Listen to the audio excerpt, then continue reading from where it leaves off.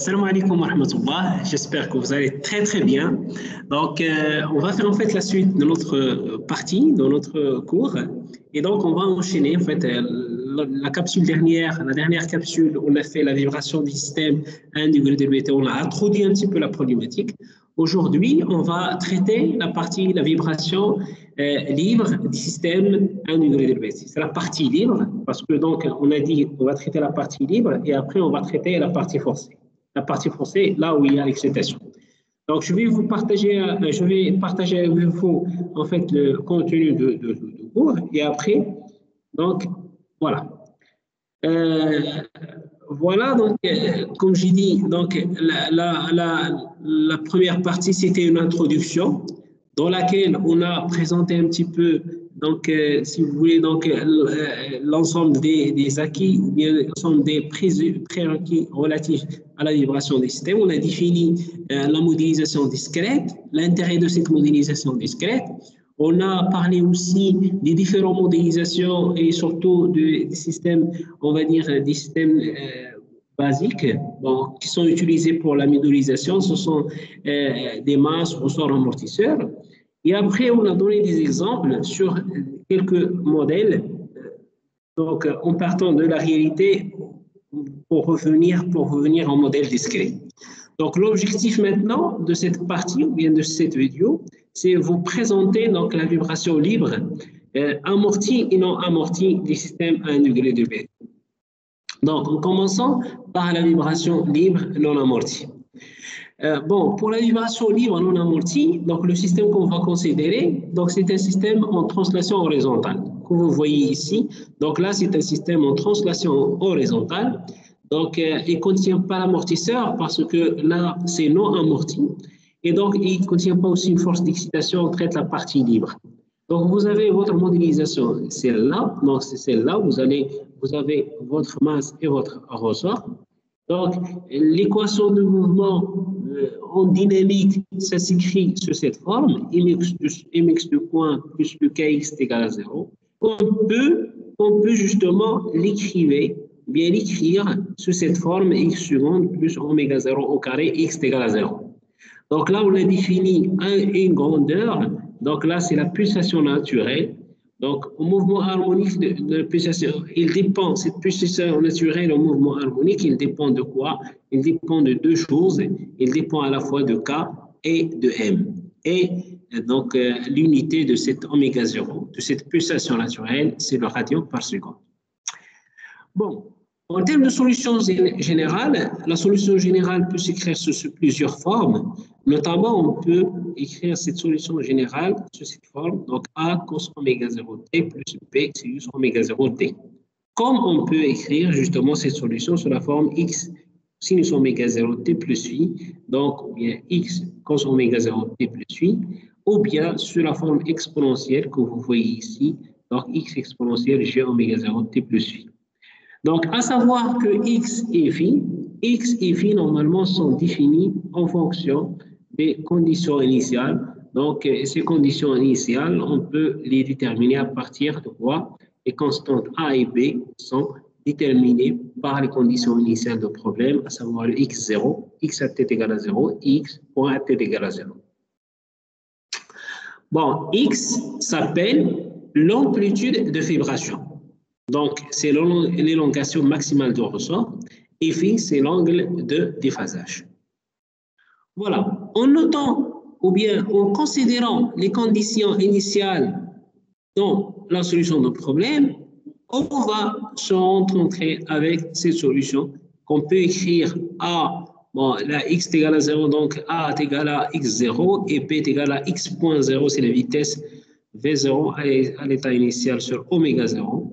Et donc, ce cas, on a remplacé ces conditions. Et la solution, ou bien le déplacement équivalent, c'est x0 cos oméga 0t plus le b. Donc, le b, c'est celui-là, x.0 sur oméga 0 sinus oméga 0t. Voilà, donc, sinon, si vous voulez écrire sur la forme, on va dire réduite, comme celle-là, donc x cos oméga 0t plus phi, vous avez l'expression du x et l'expression du phi sont données dans ces expressions, ou bien sous cette forme. Voilà. Bon, on peut bien sûr, lorsqu'on a trouvé donc le déplacement, lorsqu'on a trouvé ici le déplacement, on peut directement calculer la vitesse et on peut aussi calculer l'accélération si on veut. C'est une double dérivation.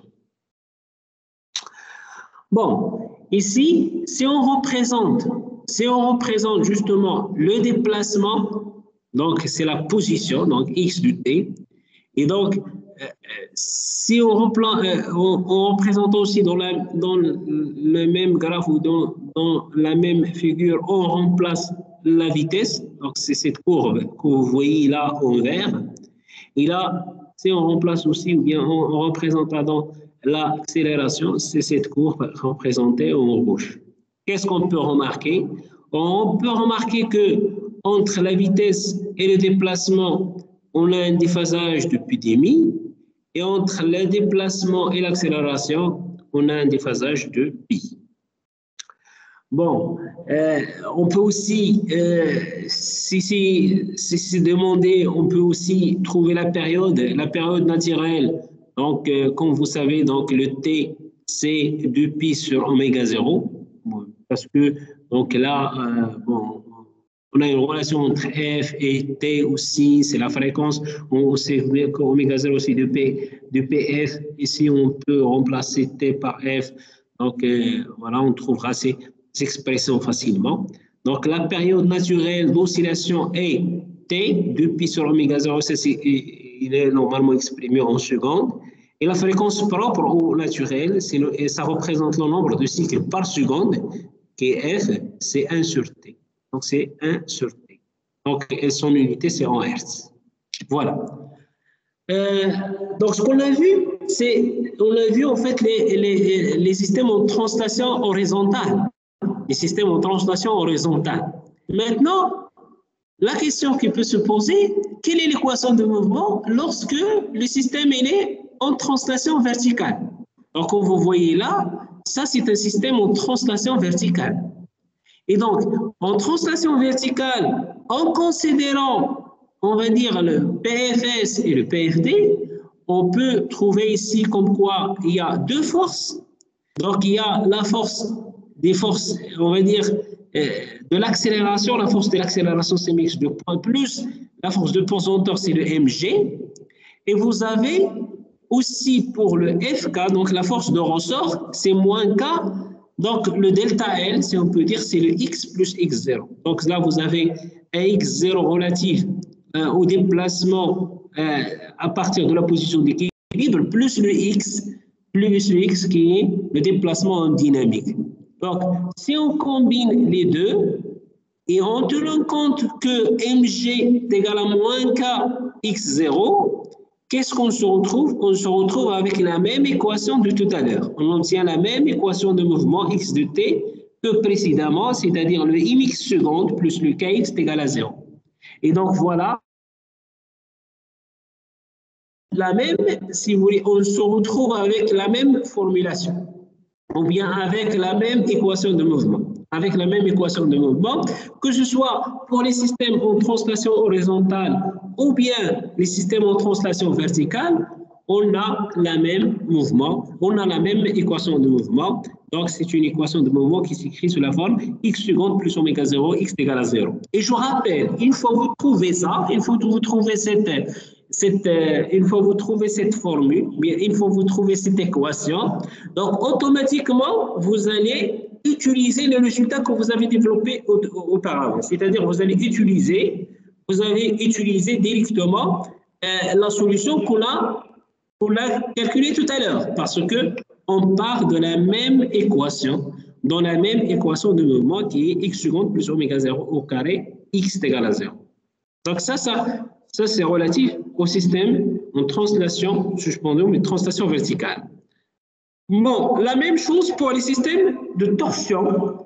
Les systèmes de torsion, vous avez ici un KT qui n'est que accélérateur en torsion.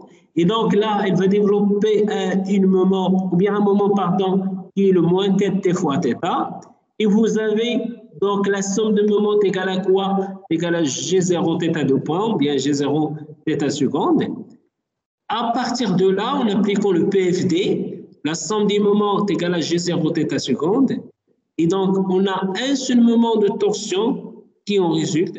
Et lorsqu'on a rajouté, en fait, ou bien lorsqu'on a mis le moment de torsion, donc qu'est-ce que je vous trouvez? G0 θ seconde plus le kt θ est égal à 0. On retrouve aussi la même expression ou bien la même formulation de problème, la même équation que tout à l'heure. Et on se retrouve avec le oméga 0 maintenant, c'est le racine 4t sur G0. Et donc, la réponse libre du système non amorti, dans ce cas, ça va être la même que tout à l'heure. Donc, x sinus oméga 0 plus t. Donc, le x, on l'a déjà calculé en fonction des conditions initiales.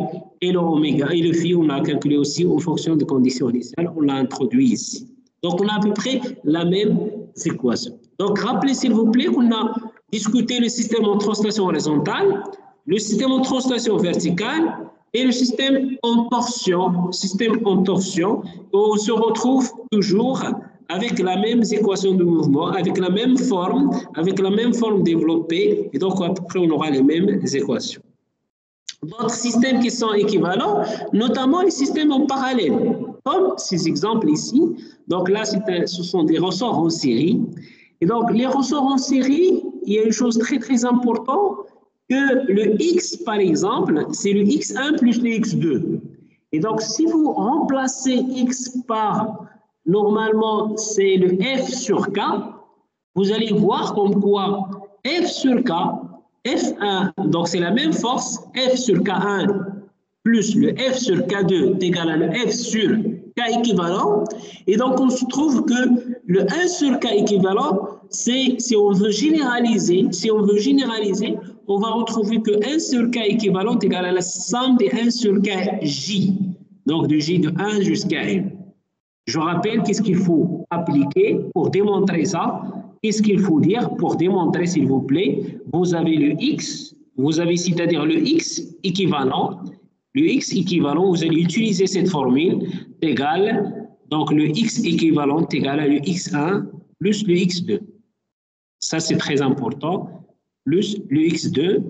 Donc, et ensuite, c'est quoi la chose en plus? Qu'est-ce qu'il faut dire pour démontrer? Vous allez voir comme quoi le F, ici, donc le F, la force totale, ce n'est que le F1 est égal à le F1, la force sur le premier ressort, c'est la même force, et qui est égale à la F2. Donc voilà, vous allez, comme j'ai dit, vous allez utiliser ces deux résultats, bien ces deux hypothèses, pour justement démontrer comme quoi 1 sur k équivalent est égal à la somme de 1 sur kj. C'est très important, ces deux hypothèses pour pouvoir démontrer comme ça 1 sur k équivalent égal à 0. Donc, qu'est-ce qu'il faut faire par la suite? Si vous avez ça, il faut justement remplacer le x équivalent par le f, donc ce f total, donc le f total sur, donc voilà, on va le remplacer sur le k équivalent. Ça, c'est par rapport à ça. Et donc, qui est égal à quoi? Qui est égal à quoi? x1, ce sera le f1, donc f1, voilà, je vais remplacer donc un f1 sur le k1. Voilà, ça c'est par rapport au premier. Donc ça c'est le f1 sur le k1. Et donc, plus, voilà, je vais mettre plus le f2 sur le k2. Voilà, sur le k2. Et donc, qu'est-ce que je vais faire? Tout simplement, je vais simplifier par ça. Donc, je vais simplifier par ça. Donc, je simplifie puisqu'ils sont égaux, je simplifie par ça. Et donc, qu'est-ce qu'il me reste? Il me reste, donc c'est équivalent. Donc, il me reste à démontrer comme quoi 1 sur k équivalent, vous voyez, que 1 sur k équivalent est égal, pour ce cas-là, Donc, 1 sur K1, vous voyez, donc c'est égal à 1 sur K1 plus le 1 sur K2.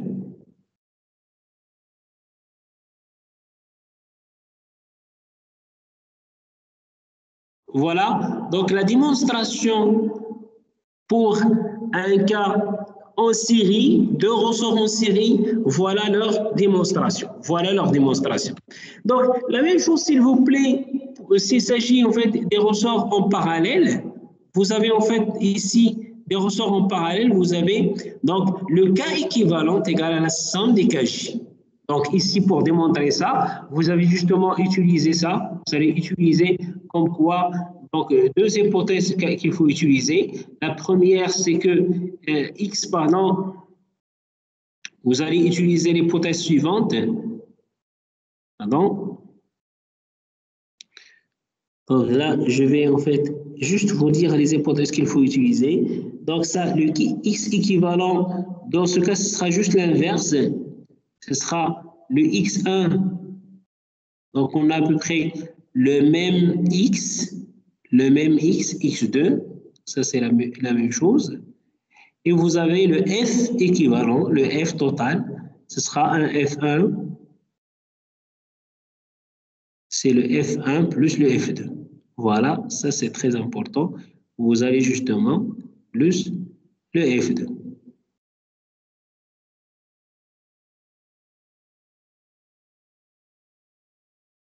Donc ça, c'est les deux hypothèses. Donc, si je veux faire la même chose que tout à l'heure, à partir de ces deux hypothèses, qu'est-ce que je vais faire? Tout simplement, je vais faire comme quoi, donc le FCK, c'est le K1, le K1 fois le X équivalent. Ça, c'est par rapport à la première. Et donc, qui est égal à quoi? Qui est égal à le K1 fois le X1 plus le K2 fois le X2. Plus le K2 fois le X2.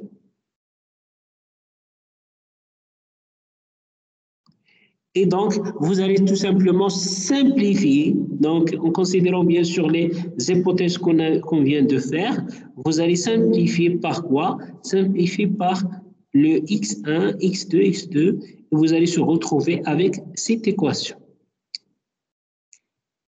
Voilà, donc, ce qui concerne en fait les systèmes équivalents. Donc, qu'est-ce qu'on a vu jusqu'à maintenant? Je vais rappeler un petit peu rapidement. On a vu en fait les systèmes en translation horizontale. On a trouvé leur équation. On a trouvé leur équation de mouvement pour les systèmes en translation horizontale.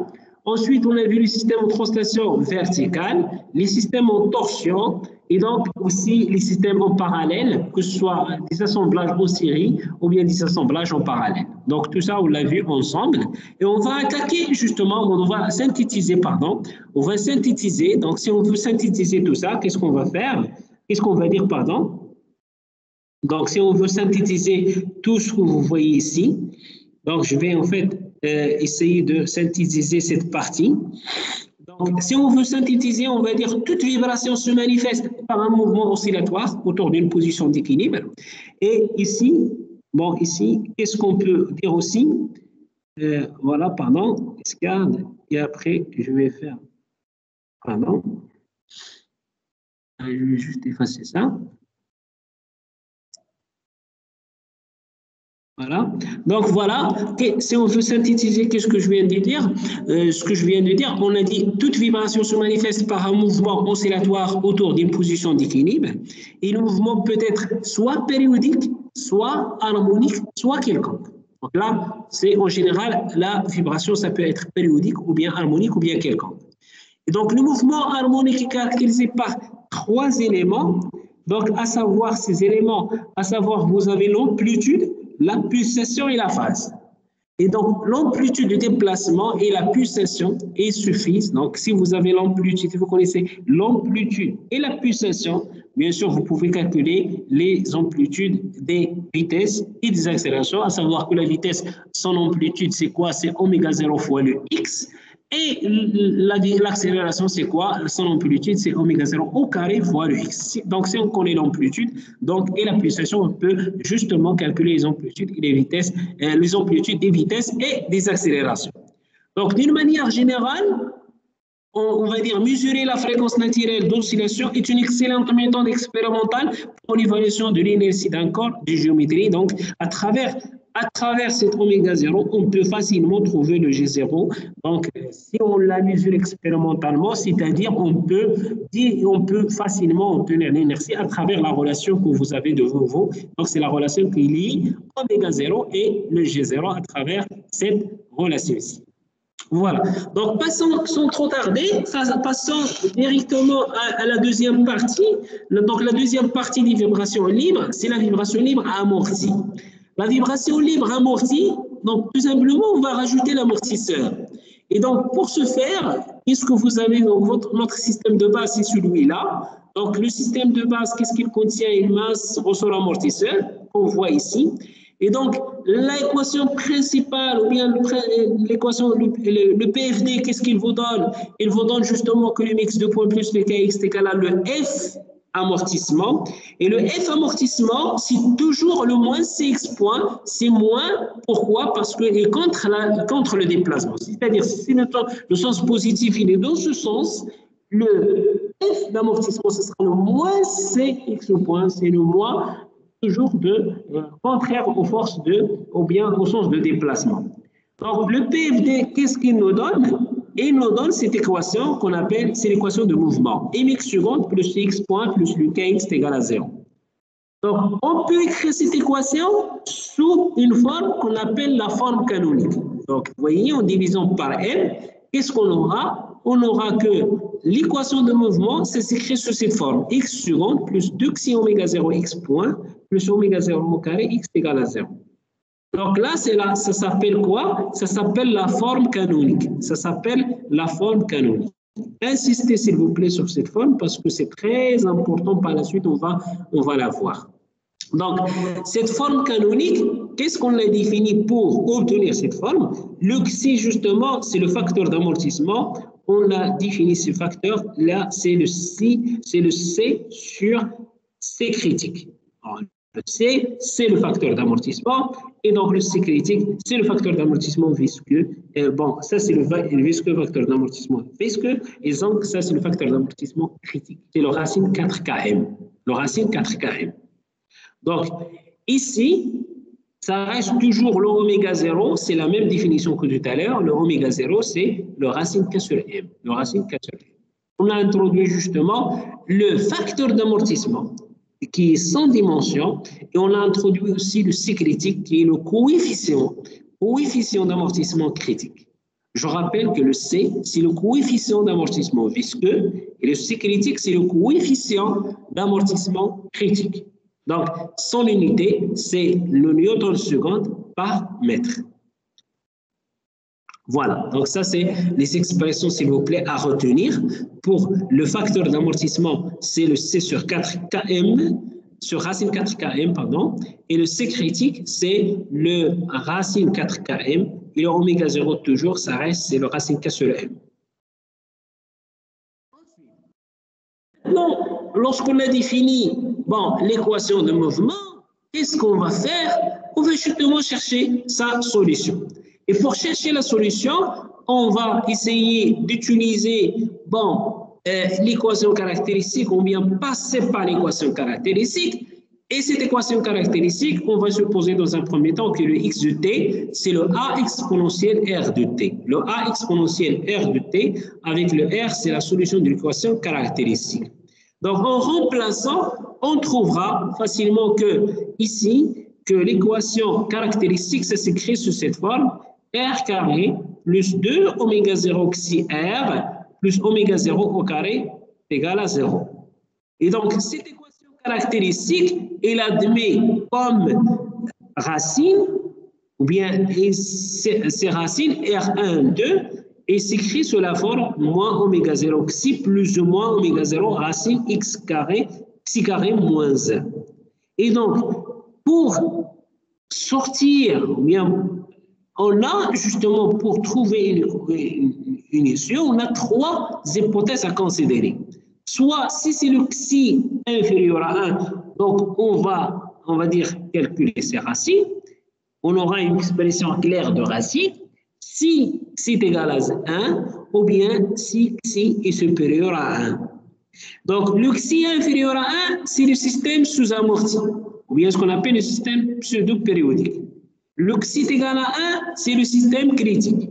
Le système xi supérieur à 1, c'est le système suramorti ou bien le système apériodique. Pour ces trois cas que vous voyez là, xi inférieur à 1 ou bien xi égal à 1 ou bien xi supérieur à 1, vous avez justement trois solutions correspondantes. Trois solutions correspondantes.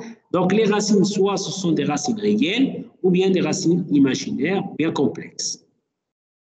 Donc, pour le système amorti critique, pour la première configuration, lorsque xi est égal à 1, lorsque xi est égal à 1, la solution x de t, ça s'écrit sous cette forme.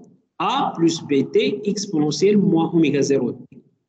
Donc, si vous voulez, on va dire, les représenter, vous allez les représenter de cette manière. Mais qu'est-ce qu'on va remarquer? Que ce système-là, on a une convergence un peu rapide. On a donné deux exemples ici pour des vitesses, on va dire, négatives et pour des vitesses positives. Le petit a, vitesse négative, et le petit b, vitesse positive. Vous n'avez pas d'amortissement, vous n'avez pas une certaine oscillation. Directement, vous avez un pic et après, vous revenez rapidement à la position initiale. Vous pouvez revenir à la position d'équilibre facilement. Donc, en remplaçant, on va faire la même chose, s'il vous plaît, comme tout à l'heure. On va considérer les conditions initiales et les conditions limites. Et on peut déterminer les constantes A et B en fonction de x0 et de v0 ou bien x.0. C'est la même chose. Dans ce cas, x de t, cette solution va s'écrire sous cette forme.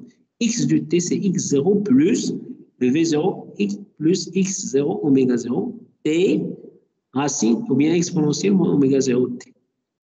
Pour chercher justement là où il y a le pic, qu'est-ce qu'il faut faire? Il faut chercher la première dérivée ou sa nulle, donc la première dérivée. Et dans ce cas, donc le Tm, c'est le temps du pic, le temps correspondant au pic de votre système. Et donc le Tm est égal à V0 sur oméga 0 racine, mais oméga 0, V0 plus oméga 0, x0, en remplaçant toujours les conditions initiales. Donc, comme je viens de dire tout à l'heure, vous pouvez remarquer que le système tend à la position, bien ça, il tend à la position d'équilibre rapidement, bien très rapidement.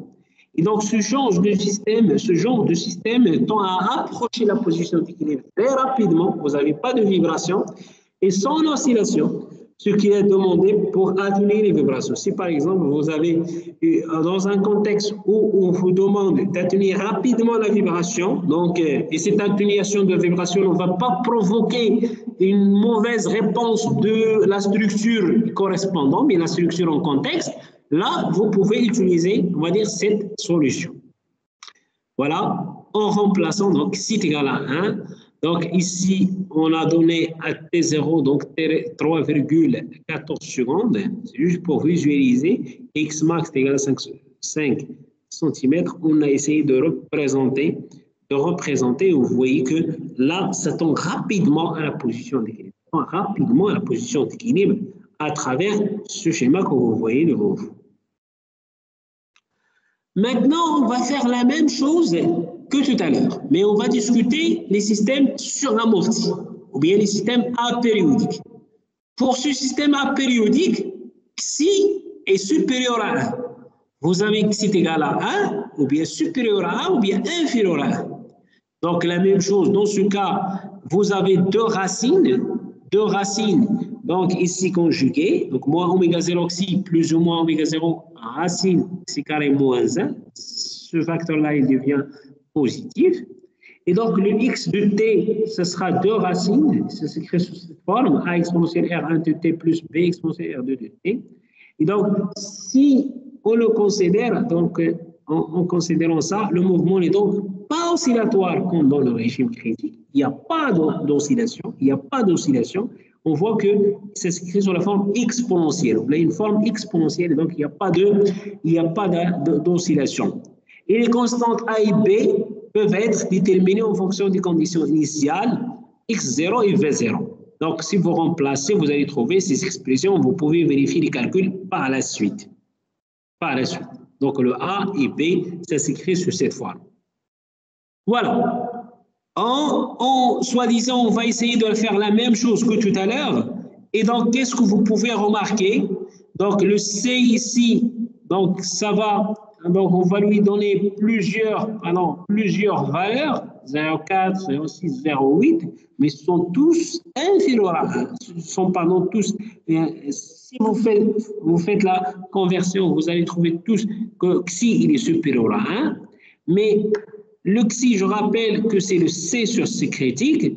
Donc là, avec des valeurs de C petites, qu'est-ce qu'on peut remarquer?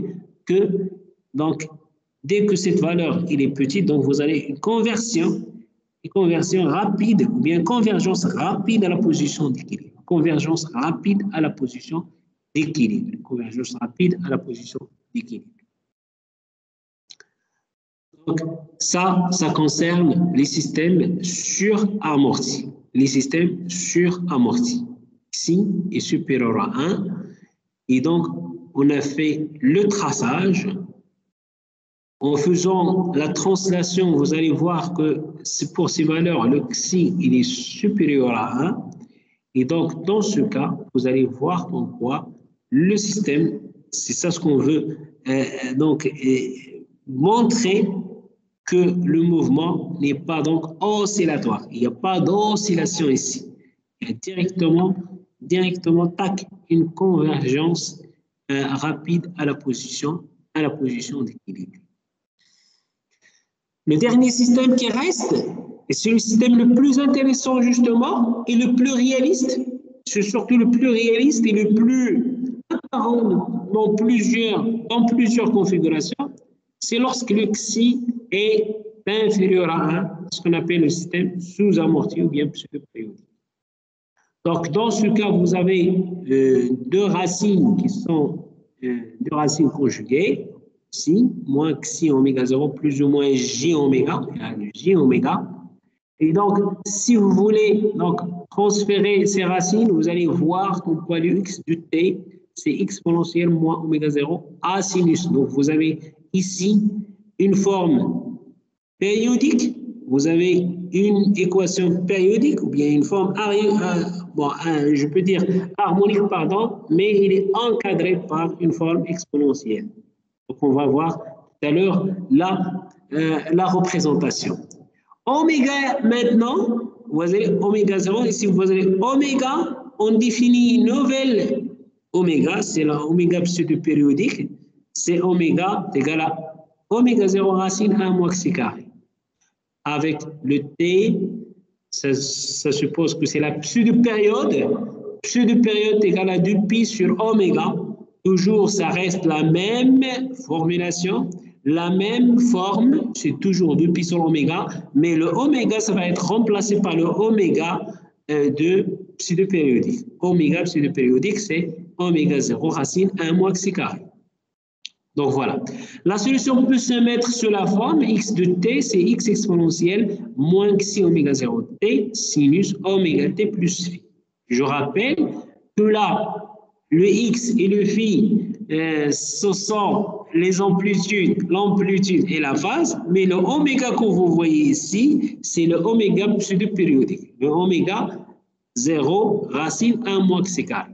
X et phi, ils sont définis par les conditions, bien sûr, initiales. Donc, le mouvement est oscillatoire amorti de pseudo-périodique T. Donc, vous voyez que si on veut le remplacer, ou le représenter, pardon, on va le représenter de cette manière.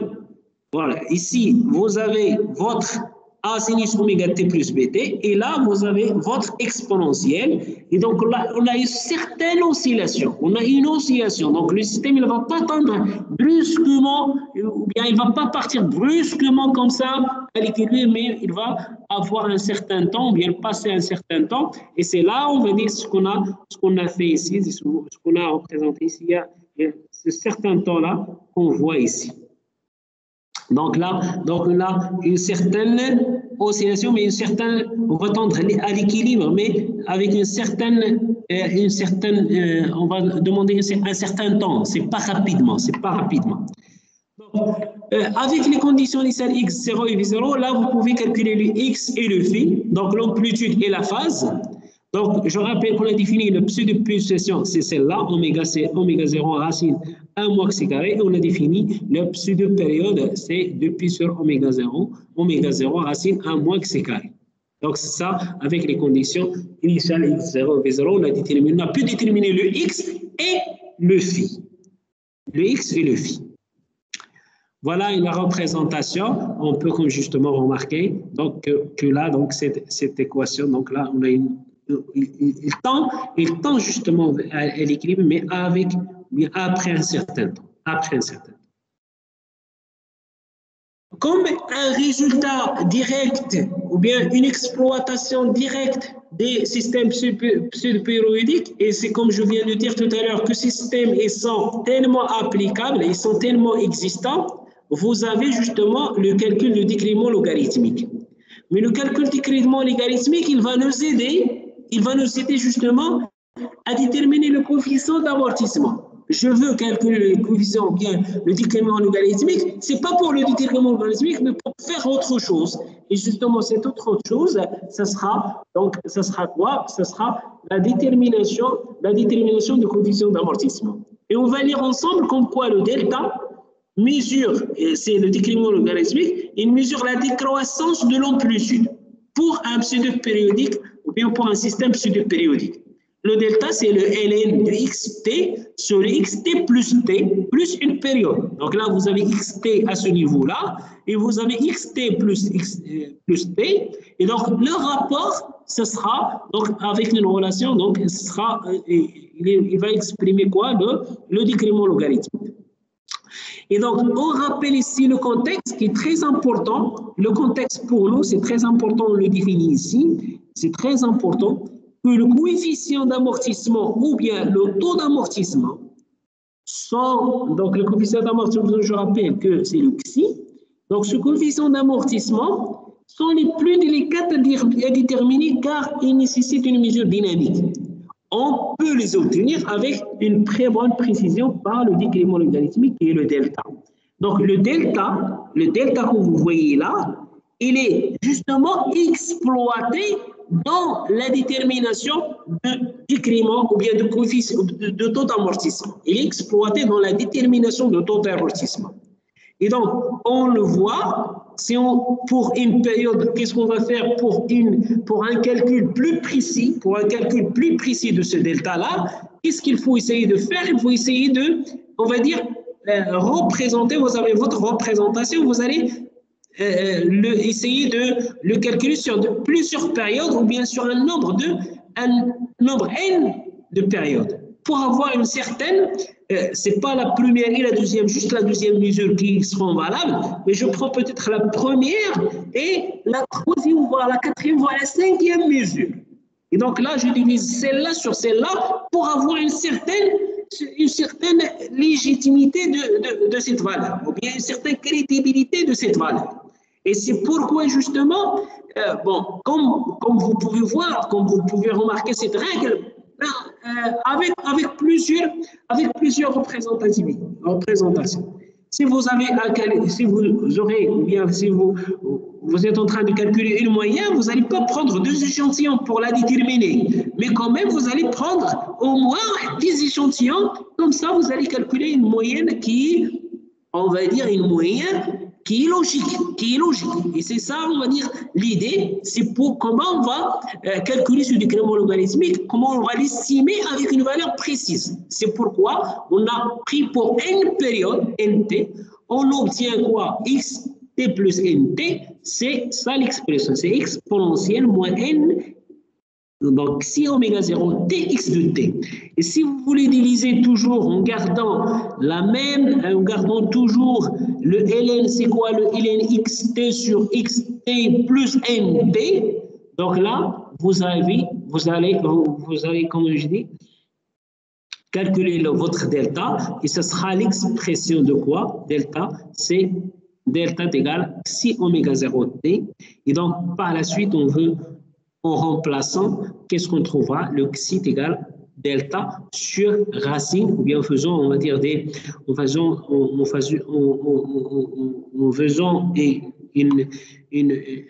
petits calculs, et en gardant le xi dans un côté et le delta dans l'autre côté, qu'est-ce qu'on va trouver? Le xi égale delta sur racine 4p carré plus delta au carré. Et donc, si jamais le xi, parce que le xi là, ça suppose que c'est un système pseudo-périodique, si on suppose que le xi est très très inférieur à 1, on peut faire une certaine négligence ici. Il y a une certaine négligence, on trouvera que le delta c'est 2 pi xi, égal à 2 pi xi, ou bien le xi est égal à delta sur 2pi. Donc là, voilà le résultat qu'on cherche, c'est très important. Ce résultat, il exprime clairement comme quoi le delta nous a aidé à déterminer le xi, et c'est ça notre objectif, c'est de déterminer le coefficient d'amortissement, parce qu'à travers une méthode expérimentale, on a pu déterminer la valeur de xi que vous voyez devant vous. Maintenant, on posera une autre petite question avant de clôturer cette partie. Est-ce qu'il y a une autre utilité de justement système périodique? Donc, est-ce qu'on peut avoir, estimer rapidement les pertes d'énergie spécifiques pour les systèmes pseudo-périodiques? Est-ce qu'on peut faire ça? Oui, bien sûr, en définissant comme quoi, dans le régime pseudo-périodique, la perte d'énergie peut être exprimée en fonction de delta. Et donc, soit U, l'énergie du système, donc là, je rappelle que U, donc là, c'est l'énergie totale. Et donc, l'énergie élastique s'exprime 1,5 kx carré pour, on va dire, pour un pic I. Pour un pic I plus 1, donc c'est 1,5 x kxi plus 1 au carré. Donc, la perte d'énergie, c'est delta U, c'est le UI moins le UI plus 1. Donc, dans ce cas, qu'est-ce que vous avez? Donc, je reviens rapidement. Je donne en fait le slide. Dans ce cas, qu'est-ce que vous avez? Donc, je reviens rapidement.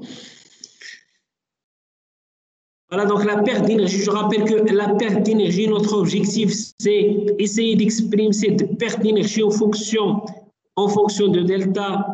Voilà.